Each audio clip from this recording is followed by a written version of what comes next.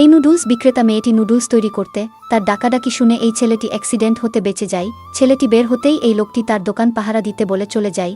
ঠিক তখনই এই মেয়েটির কাছে একজন এসে বলে, আমাকে ছেড়ে দেওয়ার ফল দেখেছ, তোমাকে রাস্তার ধারে ভিখারির মতো নুডলস বিক্রি করতে হচ্ছে। ছেলেটির সাথে থাকা মেয়েটি বলে তার জীবনে বয়ফ্রেন্ড হবে না। এই মেয়েটি বলে, কে বলেছে আমার বয়ফ্রেন্ড নেই? এই বলে সে গাড়ির ওই ছেলেটিকে দেখিয়ে বলে, এটাই আমার বয়ফ্রেন্ড। ওই মেয়েটি তখন বলে, নুডলস বিক্রি করা মেয়ের আবার কেমন বয়ফ্রেন্ড হবে? এই বলে তাদের এক ধরনের পার্টিতে ইনভাইট করলে ছেলেটি বলে, যত বড়ই পার্টি হোক না কেন আমরা অবশ্যই আসব।